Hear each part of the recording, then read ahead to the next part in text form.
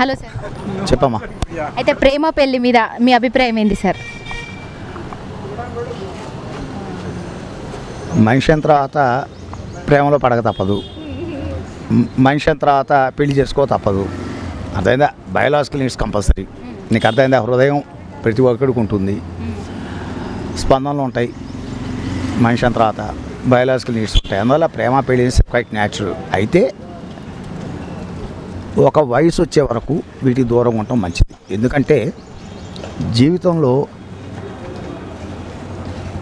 ఇవాళ ఉన్న పరిస్థితిలో ఎంతో కష్టపడితే కానీ మనిషి సెటిల్మెంట్ తీసుకోలేడు, ఎంతో స్ట్రగుల్ అయితే కానీ సెటిల్మెంట్ తీసుకోలేడు ఇప్పుడున్న ఈ కాంపిటేటివ్ వరల్డ్లో. అంటే ఇప్పుడు మనం ఏంటంటే ఒక భారతదేశంలో 10% మంది ప్రజల గురించి మనం మాట్లాడాల్సిన అవసరం లేదు. వాళ్ళు ఒక 100 తరాలు కాదు 1000 తరాలు కూర్చున్నా కూడా తరగని సంపద పోగేసుకున్న కుటుంబాలు కొన్ని ఉన్నాయి. ఓ 10% జనం ఉంటారు.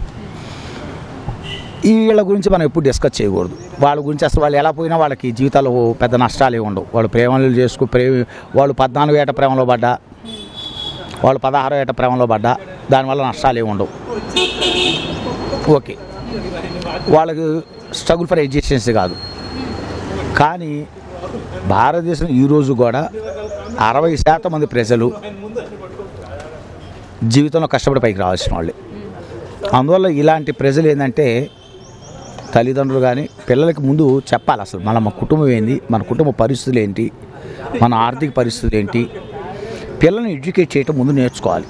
పిల్లల రంగంలోనే ఎంతసేపటికి చదువుకోండి అని చెప్పడం ఒకటే కాదు, మనం ఎక్కడి నుంచి వస్తున్నాం, ఇప్పుడున్న సమాజం చుట్టూ ఉన్న సమాజంలో పరిస్థితులు ఏంటి, ఆర్థికంగా ఎలా ఉంది, దేశం ఎలా ఉంది, మన కుటుంబాల మధ్య పరిస్థితులు ఎలా ఉన్నాయి, ఇవన్నీ పిల్లలకు ఒక ఎడ్యుకేట్ చేస్తూ వెళ్తుంటే సెటిల్ అవటం అనేది ఎంత కష్టం. ఇవాళ ఉన్న సమాజంలో ఇంత కాంపిటేటివ్ వరల్డ్లో అర్థమైందా, 140 కోట్ల మంది జనాభా, అర్థమైంది. సెటిల్మెంట్ తీసుకోవటం ప్రాపర్గా ఎంత కష్టం, చదువు లేకపోతే ఎంత కష్టం బ్రతకటం అనేది. ఇవాళ ఉన్న కనీసమైన జ్ఞానం లేకపోతే, కనీస చదువు లేకపోతే ఎంత కష్టం. ఇవన్నీ పిల్లల్ని ఎడ్యుకేట్ చేస్తుంటే వాళ్ళు ఆటోమేటిక్గా ఒకవేళ ప్రేమ ఉంటుంది, ప్రేమ వయసు ప్రభావం ఉంటుంది. ఆ వయసు ప్రభావం ఉన్న మనిషి ఎప్పుడు కూడా మనం చెప్పినట్టే వింటామంటే కుదరదు కదా. మనకున్న పరిస్థితులు, మన పరిస్థితి, మన కుటుంబం, మన పరిస్థితులు, మన వయసు, మన ఆర్థిక అన్నీ చూసుకోవాలి. చూసుకొని దాన్ని బట్టి మనం లైఫ్ సెటిల్మెంట్ అన్నీ చూసుకోవాలి. ఇవన్నీ చూసుకున్న తర్వాత ప్రాపర్గా ఉన్నప్పుడు ప్రేమించడం తప్పు కాదు, పెళ్లి చేసుకోవడం తప్పు కాదు, అసలు కంపల్సరీ. అవి మనిషికి బయోలాజికల్ నీడ్స్. ఎమోషన్స్ లేకపోతే అసలు జీవితం ఏముంది? ఎమోషన్స్ లేకుండా జీవితం ఉంది, బయోలాజికల్ నీడ్స్ లేకపోతే జీవితం ఉంది. అందులో కంపల్సరీగా అవసరం, అవి అవసరం మనిషికి. అయితే ఇక్కడ ఏంటంటే ప్రాపర్ సెటిల్మెంట్ వచ్చిన తర్వాత అయితే మీరు అనవచ్చు సెటిల్మెంట్ వచ్చేసరికి 25 ఏళ్ళు 26 ఏళ్ళు వస్తున్నాయండి. మనం 16 ఏళ్ళకే మనుషులకి స్పందనలు స్టార్ట్ అవుతాయి కదా. ఎస్, నేను కాదనట్లే. అందుకని నేను అనేది ఏంటంటే కంట్రోల్ ఉండాలి మనిషికి. మనిషికి ఏంటంటే ఎప్పుడు 16 ఏళ్ళ వయసు నుంచే మనిషికి కోరికలు కలుగుతాయి, బయాలజికల్ నీడ్స్ స్టార్ట్ అవుతాయి. సైన్స్ ఇదేమి మనం బూత్లే మాట్లాడుకోవట్లేదు, మనం మాట్లాడుతున్న సైన్సే. బయాలజికల్ నీడ్స్ అర్థమైందా, శరీరంలో మార్పులు వచ్చేస్తాయి, శారీరక మార్పులు వస్తాయి, ఆలోచనలో మార్పులు వస్తాయి, నీడ్స్లో మార్పులు వచ్చేస్తాయి. 16 ఏళ్ళ నుంచే స్టార్ట్ అవుతాయి, 14 నుంచి ఇంకా స్టార్ట్ అవుతాయి. ఇంకా నన్ను అడిగితే టీనేజ్ స్టార్ట్ అవుతాయి. మనిషి ఏంటంటే కొంత సామాజిక, రాజకీయ, ఆర్థిక విషయాల మీద అవగాహన ఉన్నాడు. ఏం చేస్తాడంటే వీటన్నిటిని కంట్రోల్లో పెట్టుకొని ఓ మంచి లైఫ్ లీడ్ చేయాలన్న ఆలోచనతో ప్రశాంతంగా వాడి పని వాడు చూసుకుంటూ ఒక 23, 24, 25 కల్లా సెటిల్మెంట్ మంచిగా ప్రాపర్గా తీసుకొని అప్పుడు ప్రేమ పెళ్ళి వెళ్ళచ్చు, తప్పులేదు. అలా కాకుండా 14లోనో 13లోనో అర్థమైందా, ఏ 12లోనో వయసులోనో ప్రేమ అన్నాం అనుకో, ఏ 14 వయసులో ప్రేమ అన్నాం అనుకో. ఇప్పుడు సినిమాలో చూపించడానికి తేజ సినిమా ఏదో ఉంటుంది, ప్రేమ అనే సినిమా ఉంటుంది. ఇద్దరు కాలేజీకి దోణను ఒక బర్రెను దోలుకొని పోతూ ఉంటారు, అర్థమైందా. అది సినిమాలో బాగుంటుంది, నేను చెబుతున్నా అదే. ఇప్పుడు మనిషి మంచి చదువు జీవితం వేరు, సినిమాలు వేరు, సినిమా వేరు. మనిషి ఎప్పుడు కూడా సినిమాకి ఇన్ఫ్లుయెన్స్ అవ్వకూడదు, సినిమాని రియల్ గ్రౌండ్లో తీసుకొని ఆలోచించుకోవాలి. అందరూ కూడా సినిమాల నుంచి ఇన్స్పైర్ అవుతున్నారు. ఇన్స్పిరేషన్ ఎంతవరకు అంటే అంత చేతి జనం ఇన్స్పిరేషన్ అవ్వరు. ఆ కాసేపు థియేటర్లో కూర్చున్న సేపు కాస్త మానసికంగా ఎంజాయ్ చేస్తాడు, బయటకు వచ్చేసి నవ్వుకొని వెళ్ళిపోతారు. ఇక నిజంగా ఆ తేజ సినిమా చూస్తే ఇంకా ప్రతివాడు ప్రేమలో పడిపోయి తల ఒక బర్రెను కొనుక్కొని ఒక దూడను కొనుక్కొని ఒక పాలకాయని తీసుకొని కాలేజీకి వెళ్తే ఎట్టుంటుంది. అందువల్ల ఇవన్నీ రియల్ గ్రౌండ్లో మనుషులు పిల్లలే అంత ఇది కాదు. అందువల్ల ఓపెన్ అవుతాయండి. 90% ఆఫ్ ది పిల్లల్లో కూడా 90% మంది 80% 90% మంది పిల్లలు బాధ్యతాయుత వ్యక్తులే. వాళ్ళకి ఎమోషన్స్ సామాజిక పరిస్థితి మీద అవగాహన ఉంది, కుటుంబ పరిస్థితి మీద అవగాహన ఉంది. వాళ్ళకి కోరికలు లేవని కాదు, అయితే అన్నీ పట్టుకొని జాగ్రత్త ముందు సెటిల్మెంట్ అనేది చాలా గొప్పది. స్ట్రగుల్ ఫర్ ఎడ్యుకేషన్ వాళ్ళ బ్రతకడం అనేది చాలా ముఖ్యం. సమాజంలో ఒక స్థాయిలో బ్రతకాలంటే అంత తేలికైన విషయం కాదు. మంచి చదువు, మంచి ఉద్యోగం, మంచి స్థాయిలో సెటిల్మెంట్ అవ్వటం అంటే ఎంతో హార్డ్ వర్క్ చేయాలి, కాన్సన్ట్రేట్ చేయాలి జీవితం మీద. అందువల్ల పిల్లలు చేయాలి. తెలియగలవాళ్ళు ఇప్పుడు 70, 80, 90% మంది ప్రాపర్ ఆలోచన ఉన్న వ్యక్తులే నేను చెప్తున్నాను. అందువల్ల మిగతా 2-3% ఎక్కడో ఉంటారు. వాళ్ళకి అసలు ఇమ్మెచ్యూర్డ్ అంటే వాళ్ళకి జీవితం మీద సరైన దృక్పథం ఉండదు, సామాజిక పరిస్థితుల మీద దృక్పథం ఉండదు, ఆర్థిక పరిస్థితుల మీద సరైన దృక్పథం ఉండదు, తర్వాత జీవితం మీద అసలు ఆలోచన ఉండదు. వాళ్ళకి సెటిల్మెంట్ అంటే ఏదో వాళ్ళకి తెలియదు. ఇలాంటి వాళ్ళు తర్వాత జీవితంలో చాలా స్ట్రగుల్స్ ఫేస్ చేయాల్సి వస్తుంది. నీకు అర్థమైందా?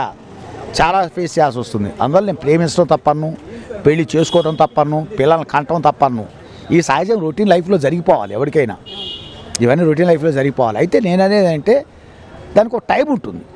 ఆ టైం వచ్చే వరకు వెయిట్ చేయాలి, కష్టపడాలి, హార్డ్ వర్క్ చేయాలి. మళ్ళా చెప్తున్నాను, ఒక 10% మంది ప్రజలు ఉన్నారు చూసావా. అయితే మనం మాట్లాడుకుంటే కనుక కరోనా టైం అప్పుడు కొంచెం బ్యాక్ వెళ్ళి మాట్లాడుకుంటే ప్రీవియస్లో చాలా విన్నాం. ఇది విలేజెస్లో అయితే చాలా మటుకు జరిగింది, నేను చూసాను నా కళ్ళతో. 10th క్లాస్ 10th కూడా అయిపోలేదు అంటే లైక్ కరోనా అప్పుడే ఎంటర్ అయింది, అంతా స్కూల్ అంతా మూతపడిపోయింది. చిన్న పిల్లల్ని 9th వాళ్ళని 8th వాళ్ళని 10th వాళ్ళని చిన్న వాళ్ళని పెళ్లి చేసి పంపించేస్తారా? ఇలాంటి వాళ్ళకి ఏం చెప్తారు? పేరెంట్స్ తప్పని అంటారు. అది సామాజిక అవగాహన లేకపోవటం, సరైన దృక్పథం, జీవితం మీద సరైన దృక్పథం లేని ఇప్పుడు పేరెంట్స్ వాళ్ళే. కాకపోతే కరోనా చెప్తానమ్మా, ఇప్పుడు చిన్న విషయం చెప్తానేనమ్మా.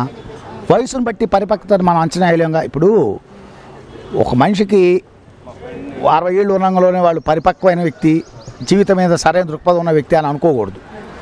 వయసును బట్టి కాదు, అతను సమాజాన్ని ఎంతవరకు పరిశీలించాడు, సమాజాన్ని ఎంతవరకు ఆకలింపు చేసుకున్నాడు, చుట్టూ ఉన్న పరిస్థితులు ఎంతవరకు ఆకలింపు చేసుకున్నాడు, సామాజిక ఆర్థిక రాజకీయ పరిస్థితులు అన్నిటి మీద అవగాహన ఎంత ఉంది, అర్థమైంది. సో జీవితం మీద అవగాహన ఎంతవరకు ఉంది, ఇవన్నిటి బేస్ చేసుకుని నిర్ణయాలు ఉంటాయి. అందువల్ల తల్లిదండ్రులు కొంతమంది చిన్నపిల్లలకి పెళ్లి చేశారంటే వాళ్ళ సరైన జీవితం మీద సరైన అవగాహన లేదు, వాళ్ళ జీవితాల మీద సరైన అవగాహన లేదు వాళ్ళకి. తర్వాత వాళ్ళ పిల్లల జీవితం మీద ఇంకే అవగాహన ఉంటుంది వాళ్ళకి. అందువల్ల నేను అనేది అంటే మనం బిడ్డలను కనేటప్పుడు ఖచ్చితంగా ఒక మంచి సెటిల్మెంట్ ఇవ్వాలి వాళ్ళకి. అందుకే బిడ్డలను కనేటప్పుడు కూడా ఎలా పడితే అలా కనకూడదు.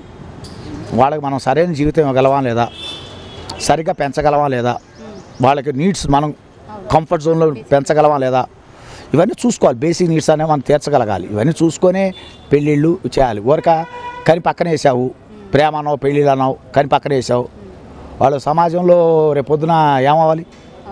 సరైనటువంటి ఇప్పుడు ఇంకోటి కూడా చెప్తున్నానమ్మా, ఇండియన్ సొసైటీ వేరు, అమెరికన్ సొసైటీ వేరు. సొసైటీ మధ్య కూడా చాలా తేడా ఉంటుంది. అమెరికన్ సొసైటీలో పెళ్లి చేసుకుంటారు, విడాకులు తీసుకుంటారు, బిడ్డను వదిలేస్తారు, వాళ్ళు బయటికి వెళ్తారు, స్వతంత్రంగా బతుకుతారు, సెటిల్మెంట్ తీసుకుంటారు, అదొక వ్యవస్థ. బట్ భారతదేశంలో అట్ట కుదరదు. భారతదేశంలో ఆలోచన దృక్పథం వేరు. నీకు అర్థమైంది? ఇండివిజువాలిటీ, అక్కడ ఉన్న ఇండివిజువాలిటీ ఇక్కడ ఇండివిజువాలిటీతో కంపేర్ చేయకూడదు. అక్కడున్న వ్యవస్థలు ఇక్కడున్న వ్యవస్థలతో కంపేర్ చేయకూడదు.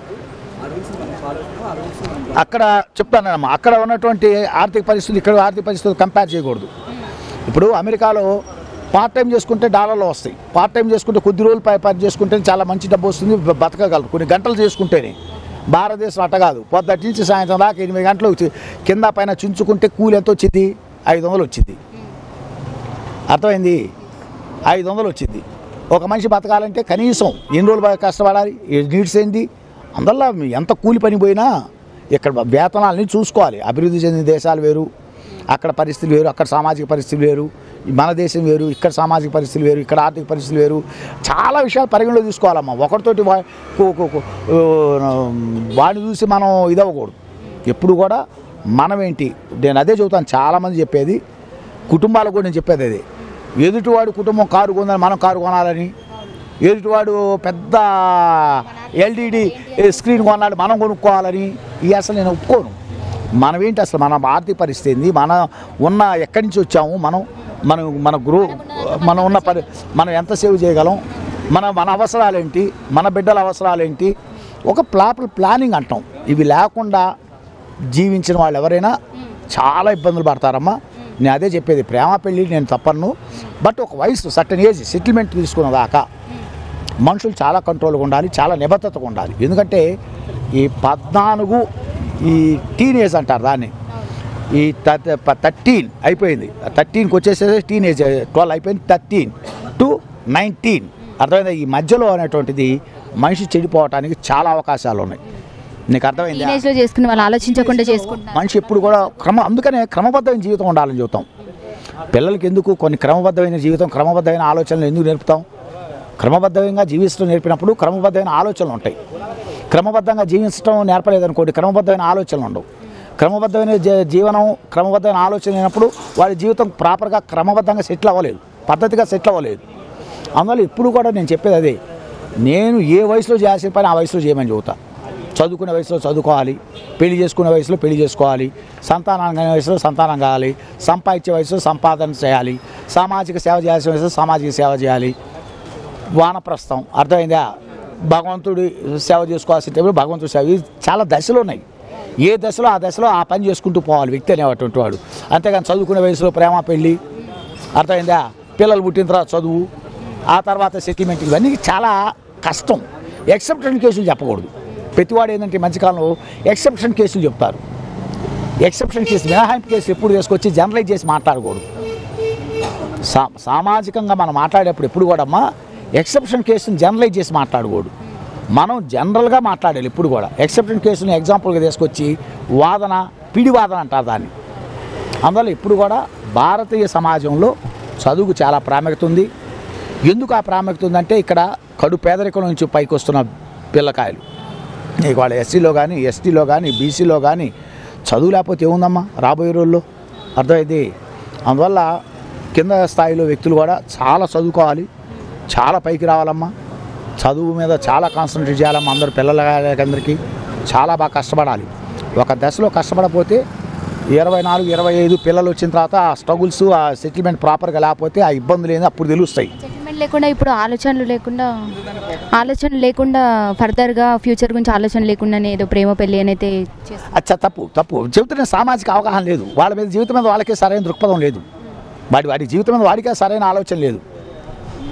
ఒకవేళ ఇది ఆలోచించకుండా ఇలా ప్రేమ పెళ్ళి కూడా అయిపోయి ఉంటే వాళ్ళ పరిస్థితి ఏంటంటారు? అప్పటికి సెటిల్ అవ్వలేదు, సంతానం కనకుండా ఆపుకోవాలి. ప్రస్తుతం మాకు ప్రాపర్ సెటిల్మెంట్ వచ్చిన వరకు సంతానాన్ని కనకుండా, గబక్కున్న 4 సంతానాన్ని కనకుండా వాళ్ళని భూమి మీద వేసి, అర్థమైంది, వాళ్ళ నీడ్స్ ప్రాపర్గా కంఫర్ట్ జోన్లో మనం పెంచలేకుండా ఇది చేసేది కన్నా ముందు సంతానాన్ని ఆపుకొని ముందు వీళ్ళు ఆ ఇద్దరు కలిసి కొంత ఏదో పని చేసుకుంటూ ముందు ప్రాపర్ సెటిల్మెంట్ తీసుకోవాలి. ఎప్పుడు కూడా ప్రాపర్ సెటిల్మెంట్ లేకుండా పెళ్ళి, పిల్లలు చాలా తప్పమ్మా. అవి చాలా స్ట్రగుల్ ఫేస్ చేయాల్సి వస్తుంది. అది ఓకేనా? So much sir, thank you, బాగా చెప్పారు. Thank you.